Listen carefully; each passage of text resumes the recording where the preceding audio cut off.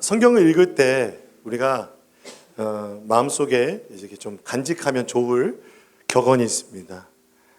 영어인데요. Not to us, but for us라는 단어입니다. 격언입니다. 그러니까 이 성경이 우리에게 쓰인 건 아니죠. 그렇죠? 예전에 쓰인 거죠. 하지만 우리를 위해서 쓰여진 성경이라는 것입니다. 그러므로 성경을 읽을 때 그 쓰여진 시대를 알고 그리고 그 시대의 역사적, 문화적, 사회적, 경제적 상황을 알게 되면 성경에서 그 당시의 원독자들에게 그 무슨 말을 하려고 하는지 그리고 하나님의 마음이 무엇인지를 알게 되는 것입니다. 또한 우리에게 쓰여졌다는 것은 예수님을 믿고 이 신약의 시대를 살아가는 현대 그리스도인들에게 우리 안에 계신 성령께서 오늘 우리에게 하시는 말씀이 이 성경에 담겨 있다는 것입니다. 그러므로 여러분 성경을 읽을 때 성경을 이렇게 공부하시고 또 연구하시고 묵상하실 때 하나님 오늘 나에게 뭐라고 말씀하시는가? 그 또한 오늘 이 말씀에 담겨 있는 하나님의 성품은 무엇인가?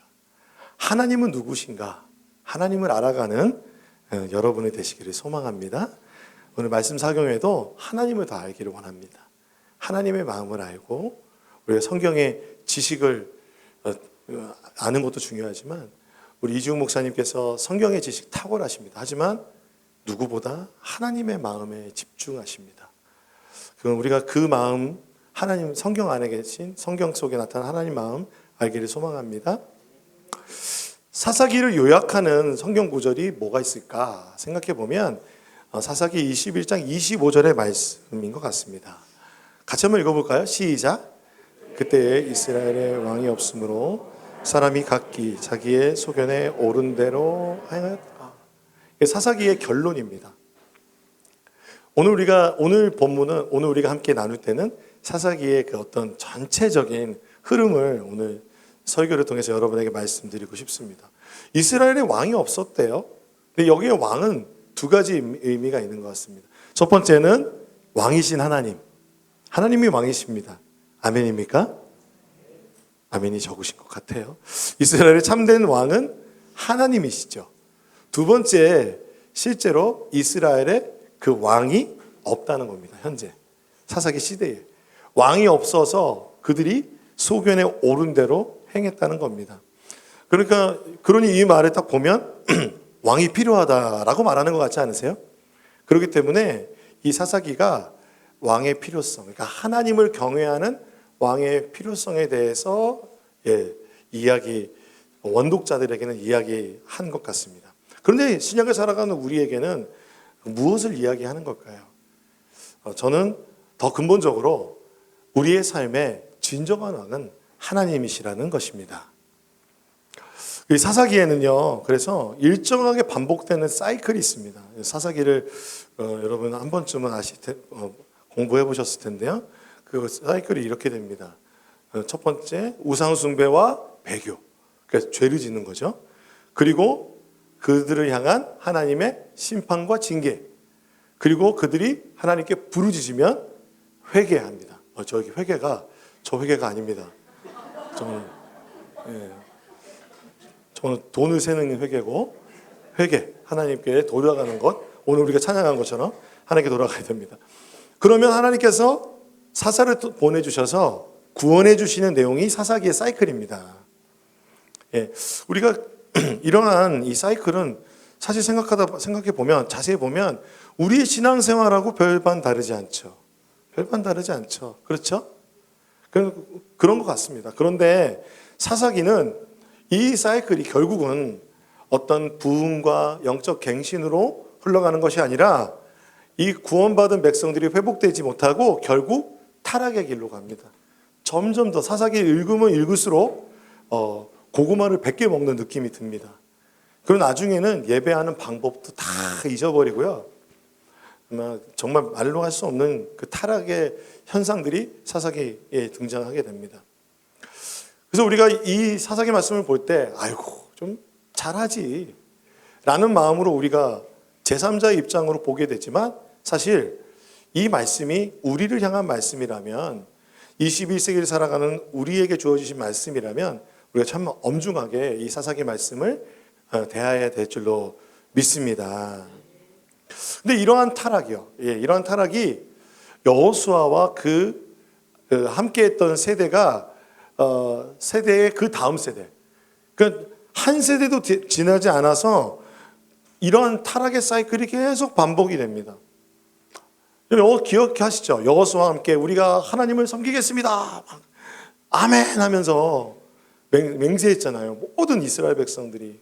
그래서 우리가 사는 동안 주님 섬기겠다고 했는데, 실제로 정말로 그들은 사사기 2장 7절에 보면 여호수아가 사는 날 동안과 여호수아 뒤에 생존한 장로들, 곧 여호와께서 이스라엘을 위하여 행하신 모든 큰 일을 본 자들이 사는 날 동안에 여호와를 섬겼더라라고 말합니다. 그런데 여호수아가 죽습니다. 100세가 돼서 죽습니다. 그리고 나서 그 다음 세대가 일어나게 되는데, 그리고 또한 여호수아와 함께 했던 세대들 또한 그 조상들에게 돌아갔다고 합니다. 2장 10절에 보면. 그래서 그 이후에 일어난 다른 세대는 여호와를 알지 못하며 여호와께서 이스라엘을 위하여 행하신 일도 알지 못하였더라 라고 말합니다. 여러분, 정말 그렇다면 몰랐을까요? 부모님이 신앙생활하는 걸 못 봤을까요? 그리고 여호수아 그 다음 세대라고 한다는 것은, 그러니까 여호수아 그 땅의 정복을 본 사람이 있을 거 아니에요, 그렇죠? 그는 그거 듣지 않았겠습니까? 그런데 알지 못한대요. 여기에서 여호와를 알지도 못하고 여호와를 위해 이스라엘을 위해서 여호와 하나님이 행하신 일을 모른다라는 것, 알지 못한다는 것에 히브리어가 알다라는 것이 야다라는 것입니다. 야다는 알다 라는 뜻인데, 그냥 일반적인 알미 아니라 부부가 서로 동침하여 서로를 알아가는 그 깊은 알아감이 있잖아요, 그렇죠? 그것이 체험적으로 아는 알을 말합니다. 하나님을 체험적으로 아는 알이 없다는 거죠. 하나님이 어떤 분인지 체험적으로 아는 알이 없고, 이스라엘에게 행하시는 그 하나님의 놀라운 일들도 체험적으로 알지 못하고 있습니다. 저는 또 그래서 이 알미 관계적인 알미인 것 같아요. 지식적으로는 들었지만, 하나님이 지식적으로 들었죠. 하나님 늘 말씀하시잖아요. 나는 너를 애굽 땅에서 종되었을 때 너를 이끌어낸 여호와니라 들었어요. 하지만 그 구원이 더 이상 그들의 삶의 중심이 아닙니다. 하나님을 머리로는 알았지만 하나님을 사랑하고 경외하지 못했던 거예요. 하나님과 맺는 언약은 무엇입니까? 사랑의 언약이잖아요. 그렇죠. 그냥 하나의 종교를 믿는 정도가 아니었고, 하나님께서는 그들에게 맺은 언약을 결혼 언약이라고 말씀하셨어요. 여러 가지 다른 표현보다 이 사사기는 결혼 언약을 기억하는 게 참 중요한 것 같습니다. 여호수아서도 그렇고요. 서로 사랑하고 서로 알아가는 친밀한 관계가 결혼이지 않습니까? 그렇기 때문에 하나님은 그 친밀한 관계를 통해서 하나님과 이스라엘이 서로 알아가기 원하셨습니다. 서로 사랑하기 원하셨습니다. 하나님이 어떤 분인지 알아가고, 하나님의 마음을 알고, 하나님이 정말 어떤 분인지 아는 것. 그래서 하나님은 하나님이 어떤 분이신지 나타내셨어요. 그렇죠. 그걸 뭐라 그러냐면 어려운 말로 계시라고 합니다. 계시. 우리가 하나님을 알 수 없기 때문에 하나님이 우리가 알 수 있는 방법으로, 성경의 언어로, 또는 때로는 환상으로, 꿈으로, 또 하나님의 상황과 환경을 통해서 계시하여 주십니다. 그렇다면 하나님과 언약을 맺은 이스라엘 백성은 이 계시된 하나님을 알아가도록 노력해야 합니다. 그것을, 하나님을 사랑하는 것을, 그래서 지난 금요기도회 때 뭐라고 말씀드렸냐면, 한번 따라해 볼까요? 추구. 이 추구라는 말이 너무 멋지지 않습니까? 최근에 이 단어가 제 마음에 싹 들어왔어요. 어떤 분이 찬양하는데, 내 한 가지 소원, 내 영원한 추구, 하나님을 아는 것, 예수를 아는 것이라고 합니다. 그 말이 너무 제 마음에 확 다가왔어요. 여러분, 무엇을 추구하십니까? 오늘 추구하는 게 무엇입니까? 네, 이스라엘 백성은 그들의 추구가 바뀌었어요. 그래서 더 이상 하나님을 그 하나님 되심, 하나님 계시해 주시면 알 수 없는 그 하나님이기 때문에 두려워하면서도 존경하고 사랑하는 그 경외함이 사라져 버렸습니다. 경외함이 사라지니 복음을 잃어버렸습니다. 하나님이 나를 구원하신 사실이 더 이상 나에게 감격이 되지 않습니다. 예레미야 2장 19절에 보면 내 악이 너를 징계하겠고 내 반역이 너를 책망할 것이다. 그런즉 내 하나님 여호와를 버림과 내 속에 나를 경외함이 없는 것이 악이요 고통인 줄 알라. 하나님은 그러니까 하나님을 경외함이 없는 것이 하나님을 버린 것이라고 말씀하세요. 우리의 삶에 하나님 추구하지 않고 나의 중심으로 살아가는 것, 내 뜻대로 살아가는 것, 그것을 하나님은 사실은 하나님을 버렸다라고 말씀하시는 거예요. 사사기 2장 11절에 보면 이스라엘의 자손이 심지어 여호와의 목전에서 악을 행하는 것이 바알을 섬기는 것이었습니다. 바알을 섬겼습니다. 누구 앞에서요? 하나님 앞에서, 여호와 앞에서 악을 행하여 바알을 섬겼다는 겁니다. 참 여러분, 이게 얼마나 무서운 말입니까? 여호와의 목전에서 악을 섬겼다니까 하나님을 안 섬긴 거예요? 섬긴 거예요? 섬겼죠. 여호와의 목전이잖아요. 하나님 앞에서 하나님의 백성으로서 하나님을 섬긴다고 하면 제사도 드리고 그런 삶을 하나님을 섬긴다고 하면서도 바알도 섬긴 거예요. 이 바알이라는 단어가요, 이제 바알 신을 말하기도 하는데 가나안어로 주인을 뜻합니다. 영어로 주인이 뭡니까? 롤이잖아요. 그래서 하나님 주님 하면은 my lord 이렇게 하잖아요. 영어만 하면 좀 이렇게 기분이 안 좋으신 것 같은데, 그래서 우리가 주여 부를 때 주인님 그러는 거잖아요. 그런데 이 이스라엘 백성들은 여호와 하나님을 주님 부를 때 아도나이라고 했거든요. 나의 주님이라고 하는데, 그러니까 주여 삼창을 뭐로 하는 거예요? 바알. 생각해 보세요. 하나님이 깜짝 놀라시겠죠. 나를 부른 거야? 누굴 부른 거야? 그러니까 우상을 분별하지 못하는 거예요. 참된 신을 분별하지 못하는 지경에 이르렀다는 것입니다. 신앙이, 내가 믿는 신앙이 분별함이 없는 신앙인 거예요. 내가 믿는 믿음이 세상 사람들의 믿음과 내가 믿는 믿음이 성경에서 말하고 있는 참된 믿음하고 같은지 다른지 분별하지 못하고 있는 상황인 거죠.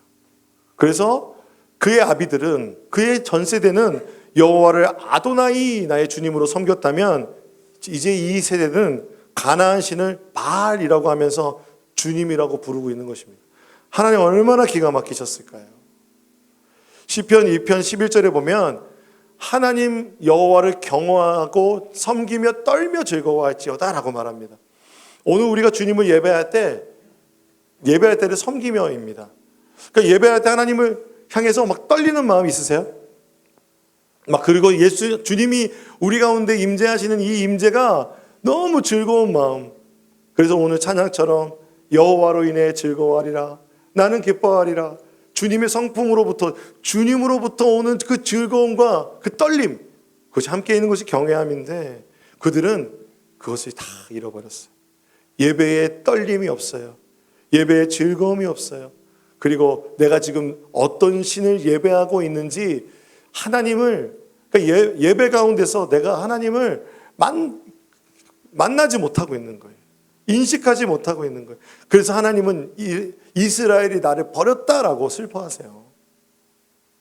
사사기 2장 12절 13절에 애굽 땅에서 그들을 인도하여 내신 그들의 조상들의 하나님 여호와를 버리고, 애굽 땅에서부터 그들을 인도해 내신 하나님, 그들을 버리고 다른 신들, 그들 주위에 있는 백성의 신들을 따라서 그들에게 절하여 여호와를 진노하게 하였을 때 곧 그들이 여호와를 버리고 바알과 아스다롯을 섬겼다고 합니다. 이 바알 숭배라는 것은 농경 사회에 있는 것이었습니다. 이스라엘 백성들은 광야에서 유목 생활했죠. 유목 생활에서 유일신을 섬겼던 그들이 가나안에 들어오면서 다신교와 접목이 되어버렸습니다. 그러니까 여러분, 다신교가 무서운 것은 하나님도 찾고 그리고 가나안 신도 찾는 거예요. 그러니까 그들이 바알 신은 농경신으로서 비를 주는 신이었어요. 아스타롯은 다산, 그러니까 많이 낳게 하는. 그러니까 여러분 알고 있는 그 아뎀이라는 신하고 좀 비슷하지 않으세요? 다산. 그러니까 뭐예요? 한마디로 잘 먹고 잘 사는 거. 이 세상에서 형통하는 것을 주님으로 섬기는 것, 다른 주를 섬기는 우상 숭배를 하게 된 것입니다. 그러므로 그들 자체가 그 제사법 자체가 음란했기 때문에 하기도 했지만 하나님은 이스라엘과 결혼했다고 하셨기 때문에 다른 신을 섬기는 것을 17절에 보면 너희가 음행했다고 하셔요. 하나님이 정말 입에도 담기 싫은 이런 말을 하실 정도로 주님이 마음 아프신 거예요. 이러한 이스라엘의 이러한 하나님을 향한 그 음행은 사사기 이후에도 계속돼요. 그렇기 때문에 하나님께서 호세아라는 선지자를 세워서 이제 너희가 나에게 돌아오라. 좀 돌아와라. 여호와께 돌아가자라고 했을 때 너희가 정말 나에게 돌아오려면은 나를 정말 사랑하면 좋겠다. 그러면서 하나님께서 호세아를 주님의 마음을 이제 나타내시려고 호세아에게 그 고멜하고 결혼하게 하셨잖아요. 근데 그 여인이 정말 데려다 놓으면 도망가고 데려다 놓으면 도망가는 정말 그냥 그 호세아의 마음을 그냥 마음이 아니게 만들어버리는, 마음을 지옥으로 만들어버리는 그러한 여인이었어요. 하나님이 너희가 이 고멜 같다 하시는 것이죠. 하나님 마음이 어떠셨을까요? 하나님은 사실은 정말 사랑을 원하세요. 왜 하나님이 다른 여러 가지 서약의 모습을 놔두고 언약을 결혼 언약이라고 강조하실까요? 하나님께서는 우리가 하나님의 백성으로 하나님의 시민처럼 살아가는 거 원하십니다. 그래서 그렇게 순종하는 거 주님 기뻐하시죠. 하나님의 식과 법대로 여러분 살기 원하십니까? 네, 아멘 해주셔서 감사합니다. 또한 우리가 정말 좋아하는 이미지가 있어요. 주님이 우리 목자 되시기 때문에 우리는 주님을 그냥 양처럼 따르기만 하면 된다. 라는 우리가 그런 의미가 있습니다. 그렇게 주님을 믿습니다. 그런데 하나님은 결혼 언약이라는 이미지 안에서 결혼은요 대등하죠. 그렇죠. 결혼은 여러분 배타적입니다. 배타적인 사랑입니다. 내가 결혼하면 이 남편 외에 다른 사람 사랑하지 않는다고 결정하는 거예요. 이 아내 외에 다른 사람 사랑하지 않는다고 결정하는 거예요. 거기서 나가서 이 배타적이고 독점적인 서약이지만 진정한 결혼은 그 안에 친밀한 사랑이 있어야 되는데 이 친밀한 사랑은 이타적인 사랑이어야 됩니다. 이기적인 사랑이 아니라. 그러니까 남편의 취향, 아내의 취향, 정말 맞추기 힘들지만 그래서 어떻게든 그 사람의 마음을 기쁘게 하고자 하는 그 이타적인 사랑을 하는 것이 부부관계인 거잖아요. 그래서 하나님 말씀하시는 거예요. 너희가 나를 좀 사랑해라. 아내가 남편을 사랑하듯이 사랑하라. 주님 말씀하셨던 거예요. 그런데 그들이 하나님 버렸어요. 하나님 버리면 하나님이 하실 수 있는 방법이 무엇일까요? 하나님 창조주시고 온 우주의 능력을 가지고 계시기 때문에 모두 다 진멸해버리고 마치 요즘에 나오는 영화에서처럼 손가락 한번 탁 튀겨가지고 그냥 반 싹 없애고 그리고 나를 순종하는 사람들만 싹 남겨놔가지고 새로운 민족을 딱 택해서 하나님 그렇게 하는 것이 정말 하나님 만약 그런 하나님이시라면 얼마나 무섭습니까? 근데 하나님은 사랑의 하나님이십니다. 하나님 그렇게 하지 않으십니다. 구약 성경을 보면 하나님 절대로 그렇게 폭력적으로, 강압적으로 우리에게 사랑을 강요하는 분이 아닙니다. 왠 줄 아세요, 여러분?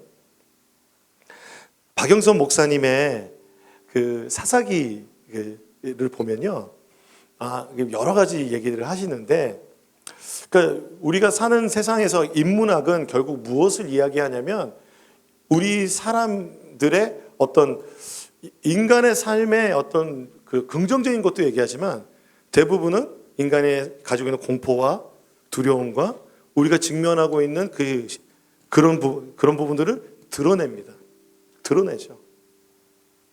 근데 그것이 어디에 담기냐면 컨텍스트에 담기는데, 이 사사기는 사실 사사기의 컨텍스트는 그냥 그런 어떤 우리가 바라볼 때 이 컨텍스트가 사실은 하나님께서 진노하시고 심판하셔도 할 말이 없는 컨텍스트인데, 이 상황을 자유라는 그릇에 담으셨다는 거예요. 여러분, 성경을 보면 하나님은 우리를 자유의지를 주셨어요.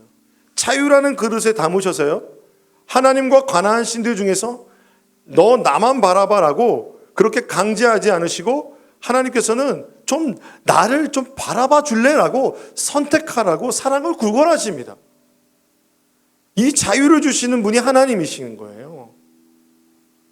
왜일까요? 하나님이 인격적이시기 때문에 그래요. 너 나 안 믿으면 너 벌 받아. 너 나 안 믿으면 큰일 나. 하나님 그런 하나님 아니시죠. 사사기에서조차도 하나님께서 자유를 주셨어요. 근데 박영선 목사님이 이스라엘의 이름을 이렇게 풀어가시는 거예요. 여러분 아시죠? 이스라엘이 뭐예요? 하나님과 겨루어 이겼다. 다들 처음 들어보시는 것 같은 느낌이신데, 기억해 두세요. 이스라엘은 하나님과 겨루어 이겼다라는 것입니다. 여러분, 어떻게 하나님과 겨루어 이길 수 있겠습니까? 하나님과 겨루어 어떻게 이길 수 있어요? 하나님이 져주신 거죠. 여러분, 그런 아빠들이 있어요. 자녀들하고 장난하면서 굳이 이기려고 하는 아빠들 보면 우리가 쯧쯧하잖아요. 네, 여러분, 우리 속담이 있습니다. 자식 이기는 부모 없다. 자식 이기는 부모 없어요. 부모가 사랑하기 때문에 자녀를 이기기 어렵죠. 이길 수 없습니다. 지는 겁니다. 지는 거예요. 근데 그 져주는 거를 나중엔 알죠. 애들이 크면 알아요. 근데 아들하고 막 레슬링 하면서 굳이 이기려고 하는 아버지들 반성하시기 바랍니다. 근데 아이들이 크면 알아요. 아빠가 나보다 훨씬 힘이 큰데 져줬구나. 하나님 져주신 거예요. 그러니까 이스라엘은 무슨 말인지 아세요? 내가 네 아빠야. 내가 네 아버지야. 너는 내 자녀야.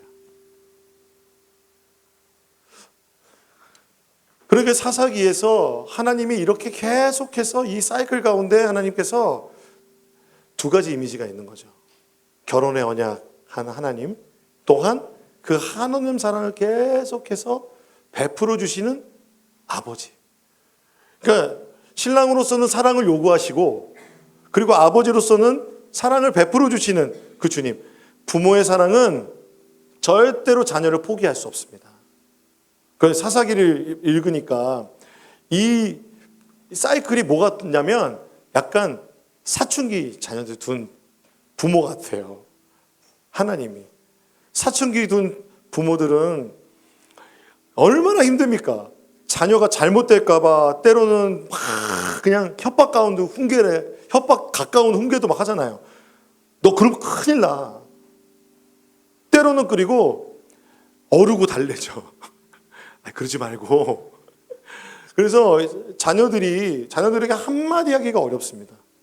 한마디 하면 그냥 두 마디, 세 마디 막 이렇게 내가 이 말을 괜히 했지. 막 이런 생각이 들면서, 사춘기가 어려운 거는 사춘기와 갱년기가 부딪히기 때문이라는 그런 말이 또 있습니다. 나도 힘들어. 나도 갱년기야. 막 그러고 싶죠.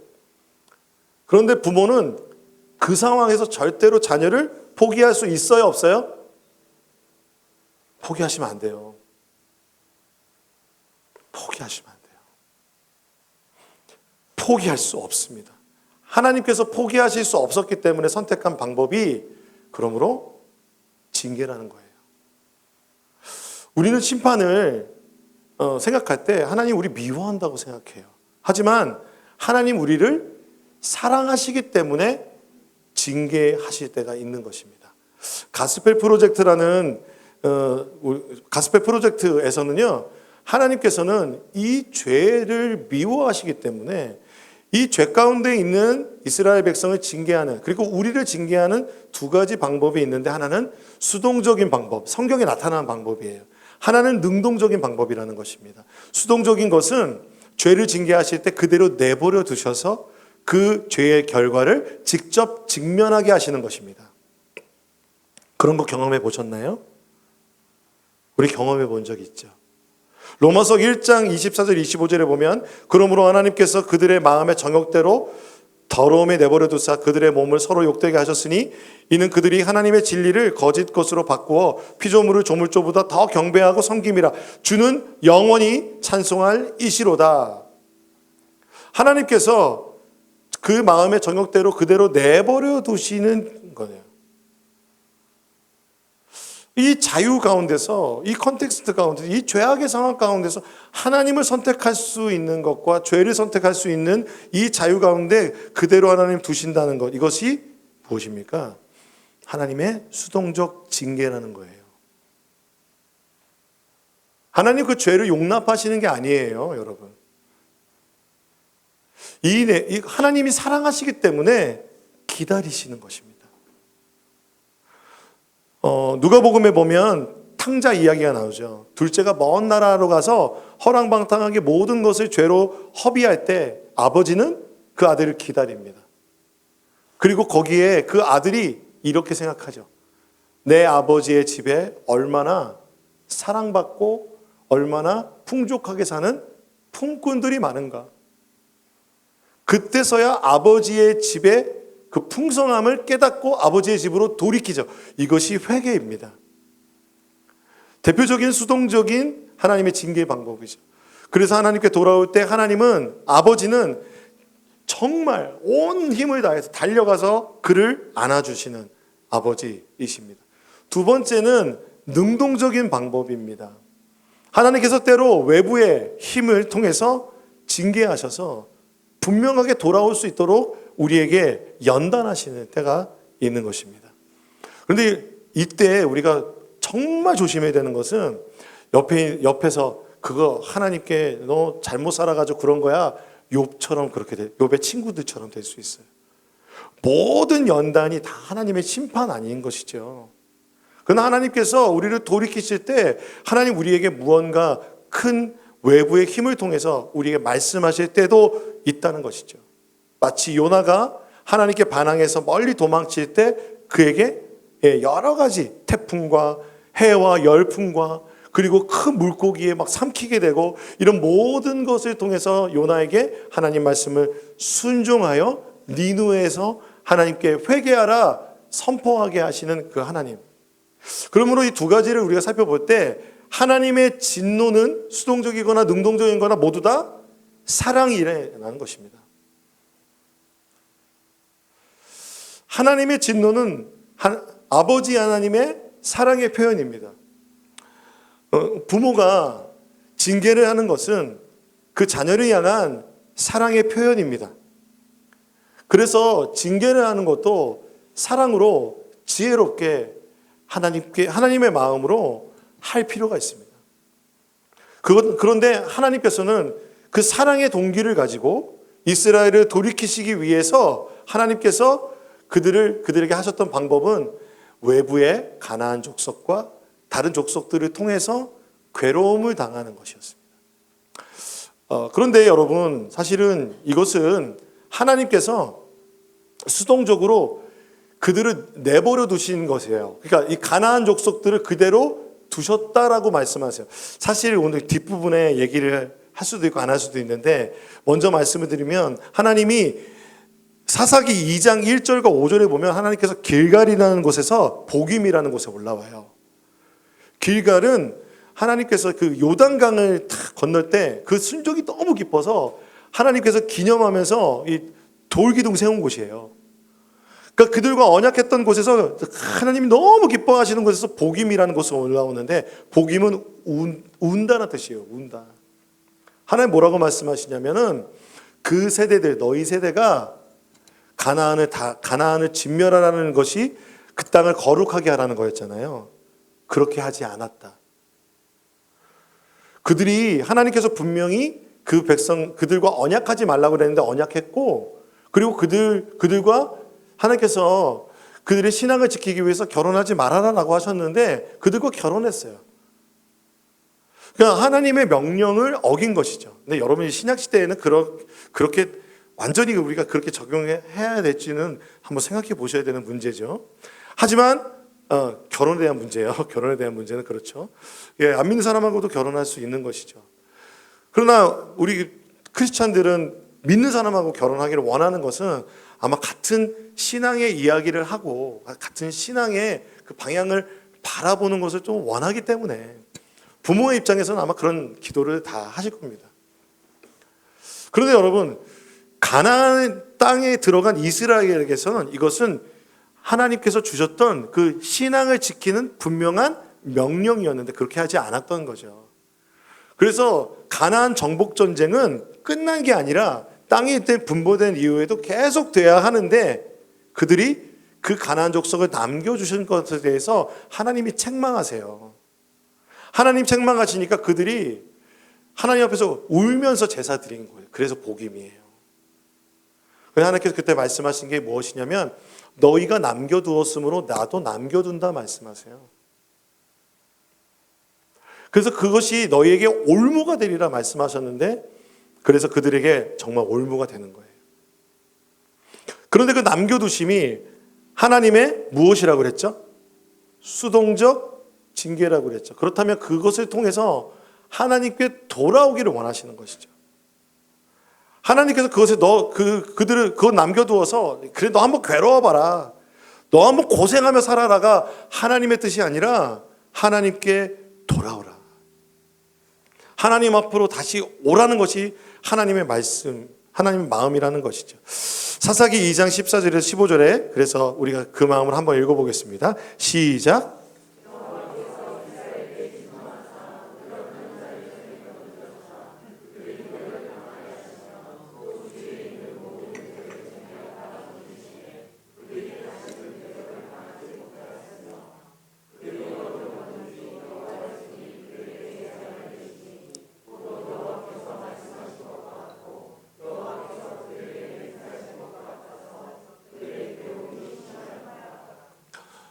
우리의 신랑 되신 하나님은 그 사랑으로 질투하시고 정당하게 그들에게 진노하신 것입니다. 사랑은 악한 것까지 모두 다 용납하는 것이 사랑이 아닙니다. 사랑은요, 하나님은 공의와 정의의 성품 안에서 성경에 보면 표현이 돼요. 그런데 여러분, 그 가운데서 이스라엘 백성들이 가나안 땅 백성들로 인해서 슬피 괴로워서 슬피 울부짖습니다.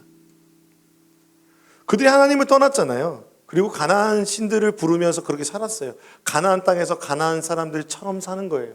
하나님의 백성이 가나안 사람들처럼 살아가는데 사실 그들이 가나안 땅을 정복할 때 하나님과 함께 할 때는 용맹을 떨쳤잖아요. 가나안 사람들 앞에서 신앙적으로 용맹을 떨쳤던 그들이 이제는 울부짖는 것입니다. 얼마나 여러분 이것이 수치스럽습니까? 얼마나 상황이 말로 할 수 없는 상황입니까? 그래서 어디다 얘기하지도 못하는 그런 상황이지 않습니까?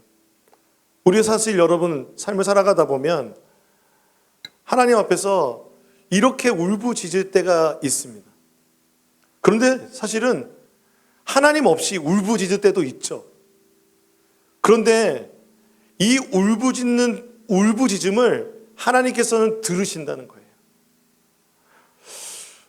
이 울부짖음이 여러분 하나님께 돌이키는 회개의 울부짖음일까요? 아니면 그냥 힘들어서 우는 걸까요? 우리가 여러분 이 울부짖음을 얘기할 때 회개의 울부짖음도 분명히 있을 겁니다. 하지만 이 울부짖음에 하나님께 돌이킴의 울부짖음이라는 단어는 찾아볼 수가 없습니다. 그러니까 힘들어서 우는 거예요. 이스라엘 백성들이 그냥 힘들어서 우는 거예요. 근데 하나님이 그걸 들으시고 사사를 보내주셨다는 거예요. 사사기 2장 18절에 보면요, 여호와께서 그들을 위하여 사사들을 세우실 때에 사사와 함께 계셨고 그 사사가 사는 날 동안에 여호와께서 그들을 대적의 손에 구원하셨으니 이는 그들이 대적에게 압박과 괴로움을 받아 슬피 부르짖음으로 여호와께서 뜻을 돌이키심이었거늘. 사사를 보내주시는 것은 그들과 맺었던 언약을 기억하셔서 하나님이 그 언약에서 영원히 떠나지 아니하니라. 사사기 2장 1절 2절에 보면 하나님께서 그 길갈에서 올라오셨다는 것은 내가 너희와 맺은 이 언약을 내가 너희의 그런 상황에도 불구하고 끝까지 지키겠다는 주님의 마음이셨어요. 그러니까 바알을 주님이라고 부르고, 그러니까 그 땅의 신들을 섬기면서 하나님도 같이 섬기는 정말 말도 안 되는 그런 상황에 하나님을 버린 이스라엘 백성들이 그 가나안 족속으로 인해서 징계받아 울부짖을 때 그들이 그냥 힘들고 괴롭고 힘들어서 우는 울음과 괴로움이라고 할지라도 하나님은 그 울음을 들으시고 긍휼히 여기시는 거예요.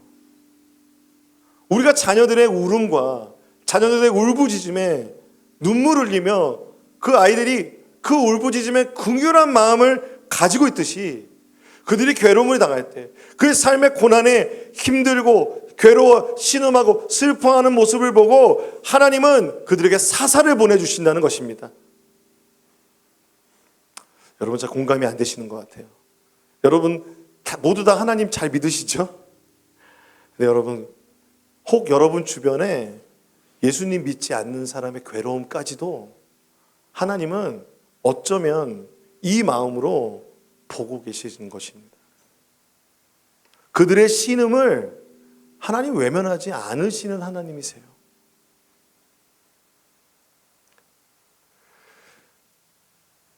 출애굽기 2장 24절에도 보면 하나님이 이스라엘 백성들을 구원해낼 때 그들의 고통 소리를 들으시고 하나님이 아브라함과 이삭과 야곱에게 세운 그의 언약을 기억하셨다고 합니다. 그들이 하나님을 구원해 주세요라고 외친 것 아니었어요. 노역이 힘들어서 괴로워서 고통스러웠어요. 그 하나님께서, 그 아버지 하나님께서 그 소리를 들으시고 긍휼히 여기세요. 여러분 이 긍휼의 마음이 여러분에게 있으십니까?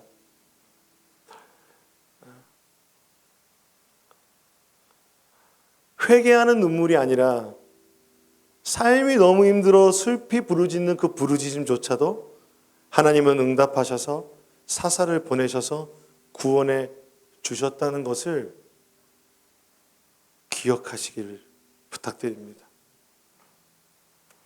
그래서 사사를 보내주셔서 하나님이 함께 하셨어요. 인간 구원자 사사가 재판관이란 뜻이거든요.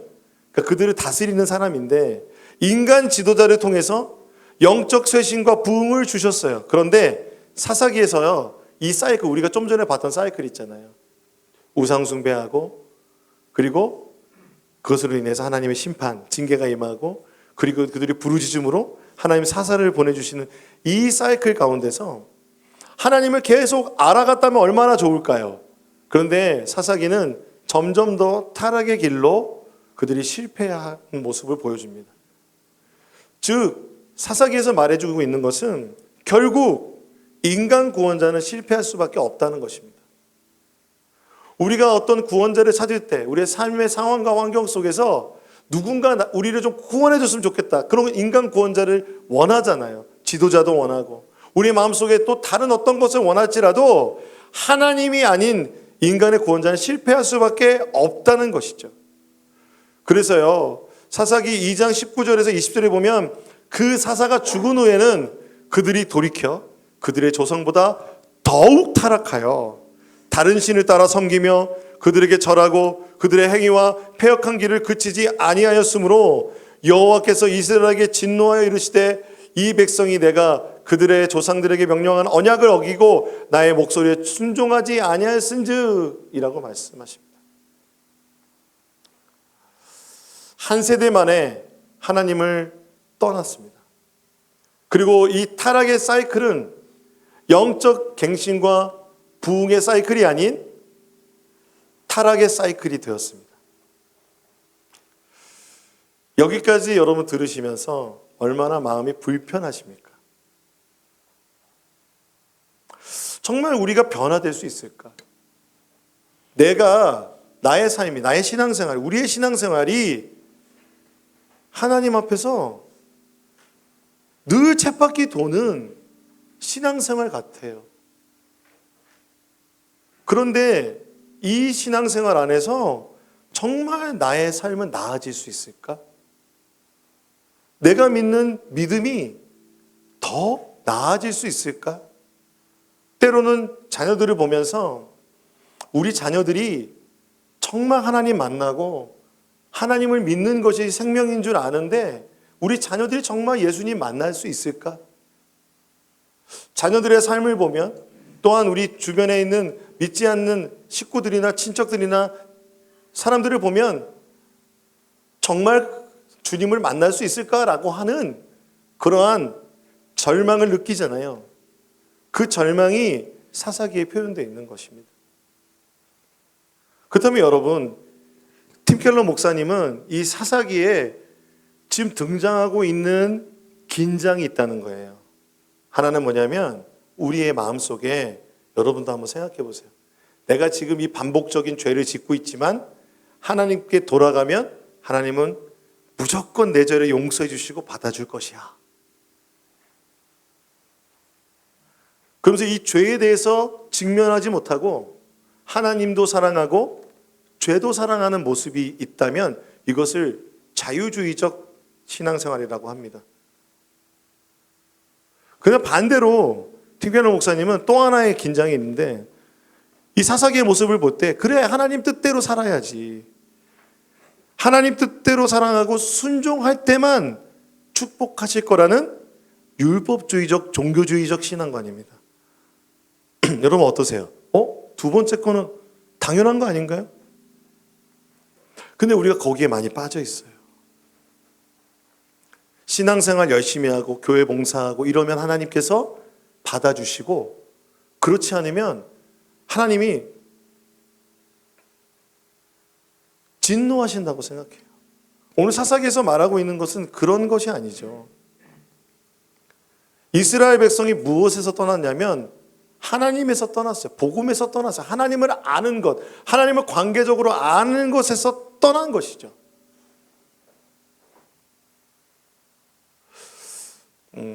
사사기 2장을 제가 설명을 드렸는데 결국 돌아보면 여호수아와 함께 했던 세대도 하나님 앞에 100%의 제자도를 살아가지 못했어요.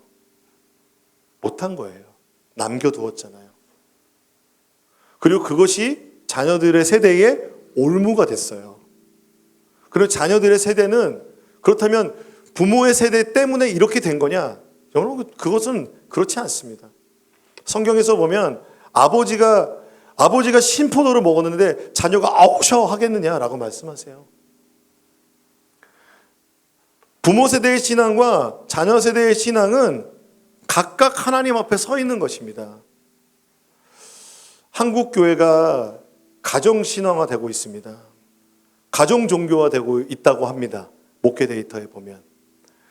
그러니 예수를 안 믿는 가정에서 살고 있는 자녀가 교회에 오는 것은 굉장한 일입니다. 혹시 그렇게 오면 환대해 주십시오. 점점 더 그렇게 되어가고 있는 상황입니다. 기독교가 정착이 되면서 예전에는 그렇지 않았잖아요. 그렇죠? 저 같은 경우도 예수님 안 믿는 가정에서 예수를 믿게 됐고 우리 가정이 예수님 믿게 되는 은혜가 있었죠. 그런데 50, 60 세대, 그러니까 50대, 60대는 신앙의 영향력을 누구에게서 많이 받았냐면 목사님, 전도사님, 교회에서 많이 받았어요. 그런데 지금 30, 40 세대는 누구에게서 신앙의 영향을 절대적으로 받냐면 부모라고 합니다. 부모의 신앙의 영향력이 절대적이에요. 교회에서 받는 신앙의 교육에 다 맡기지 마세요. 그래서 우리 교회가 유바디를 통해서 교회와 가정이 함께 다음 세대 신앙 전수를 하려는 겁니다. 근데 이제 목회 데이터에서 아주 유의미한 이야기를 하나, 데이터를 좀 줬는데요. 신앙 교육하고 가정 예배 드릴 때 신앙 교육의 주된 내용이 뭔지 아세요, 여러분? 예배 빠지지 말아라. 헌금 빼뜨려 먹지 말아라. 그러니까 모두 다 예배 행위, 종교 행위에만 있습니다. 신명기의 말씀에 보면 신앙에 대한 부분은 하나님이 이 말씀을, 그러니까 너가 걸어갈 때든 어디에서든 이야기해줘라 말하거든요. 미간에 새기고, 그리고 뭐 집에 그 신앙적인 표현들을 다 하라는 거예요. 그래서 저희가 가정신앙 활동을 하는 거잖아요. 근데 우리가 가정 예배를 드린다고 해서 모였어요. 딱 모이면 종교적인 생활, 죄 짓지 마, 뭐 하지 마, 이거 하면 안 돼, 기독교인이 그럼 되겠어, 그러한 얘기들 가운데서 부모들이 하지 않는 얘기가 있어요. 내가 죄인이다라는 거예요. 내가 오늘 하나님의 말씀 때문에 내가 살았고, 내가 이 하나님의 말씀 때문에 나도 오늘 눈물 흘리며 하나님 앞에 기도한다. 그 복음으로 인한 그 복음을 믿는 그 믿음으로 말미암아서 있는 그 놀라운 하나님, 그 이야기, 복음의 이야기들을, 하나님에 대한 이야기가 하나님이 어떤 분이신지, 하나님과 어떤 친밀한 관계를 맺고 있는지, 내가 오늘도 하나님을 어떻게 추구하고 있는지를 얘기해 주어야 한다는 것이죠. 그러므로 여러분, 우리 생각을 바꿔야 돼요. 아이들이나 우리나 자녀 세대나 부모 세대나 모두 복음이 필요합니다. 팀 켈러 목사님이 말한 이 자유주의와 이 율법주의를 해결하는 그 긴장을 해결하게 하시는 분이 예수 그리스도이십니다. 하나님께서 그 영원한 언약 가운데서 하나님께서 그 사랑을 끝까지 지키시면서 이 땅에 아들 예수 그리스도를 보내주셨습니다. 하나님이 이 땅에 인간의 몸을 입고 오신 것입니다.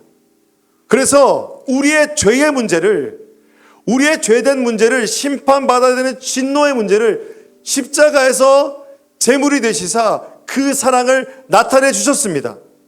뿐만 아니라 예수님은 이 땅에 오셔서 모든 하나님의 말씀, 그리고 하나님의 뜻대로 살아가시면서 우리는 하나님 뜻대로 살아가지 못하고 넘어지고 실패할 때가 많지만 예수님은 그 모든 순종을 하셨고, 그리고 그 모든 순종의 완성이 십자가인 줄로 믿습니다. 그래서 주님은 그 십자가에서 우리에게 두 가지를 주시는 것입니다. 죄의 용서와 하나님의 사랑, 하나님의 긍휼을 주시고, 또한 하나님 앞에서 우리가 하나님 앞에 행한 것처럼 예수를 믿으면 의롭다함을 우리에게 주시는 것이에요. 십자가가 답입니다. 복음이 답입니다. 예수가 답입니다, 여러분. 우리 자녀들의 세대에 예수를 심어주어야 될 줄로 믿습니다. 예수가 심겨지자 사도행전에서 어떤 일이 일어난 줄 아십니까? 예수님이 십자가 사역을 완성하실 때 성령이 임재하시잖아요. 사도행전에서 아예 그런 복음의 선순환이에요. 성령이 강림하시고, 그리고 그 은혜를 받은 자들이 복음을 선포하기 시작합니다. 복음을 선포할 때 하나님 나라의 확장됨이 어떻게 드러났냐면, 오히려 로마와 그리고 유대인들에게 박해받고 고난받았습니다. 예수 믿으면 잘 된다, 거짓말이에요. 잘 될 수도 있죠. 그런데 박해받고 고난받았습니다.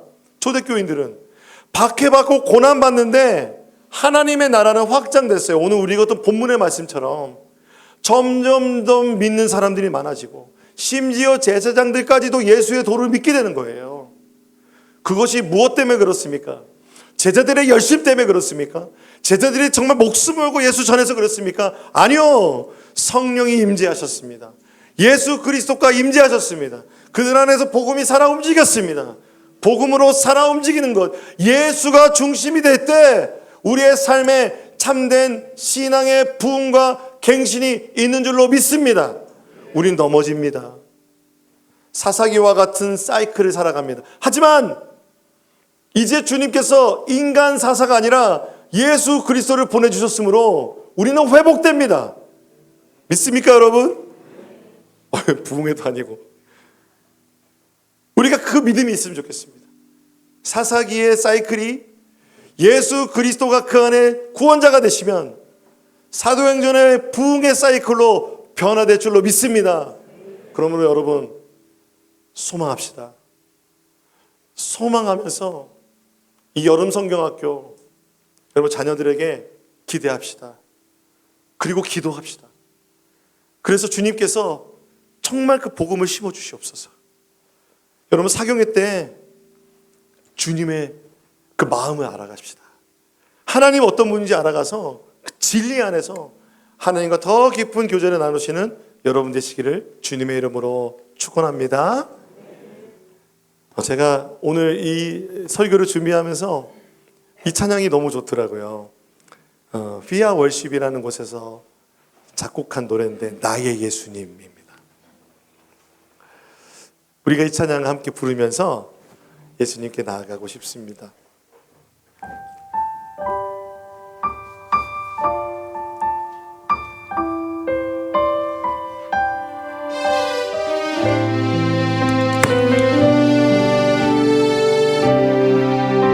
내 삶 속에 감당치 못할 고난을 통과한 예수 연단으로 순종으로 굳게 지키면 주의 약속 이루시리라. 한 번 더 고백합니다. 내 삶 속에 감당치 못할 고난을 통과한 예수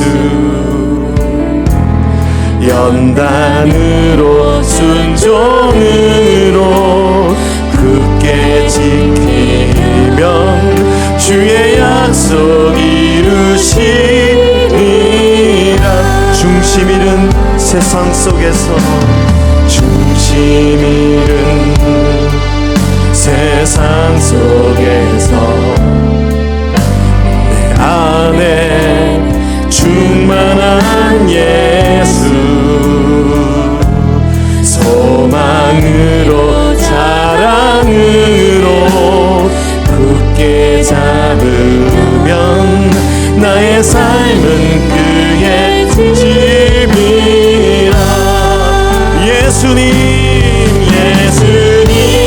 나의 예수님 복음의 중심 되시네. 무너진 내 삶을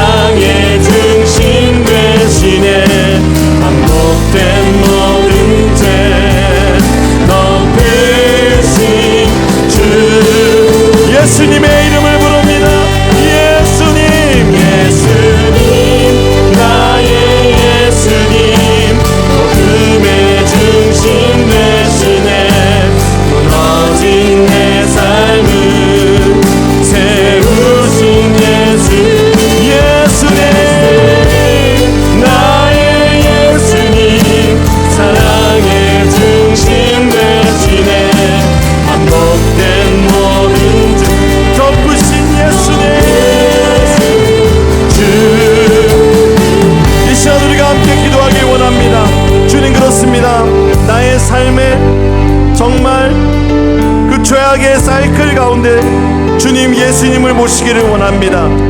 예수님 그리할 때 나의 삶에 성령이 임재하셔서 사도행전의 그 부흥의 사이클, 하나님을 닮아가는 하나님 나라의 영적 갱신이 일어나게 하여 주옵소서.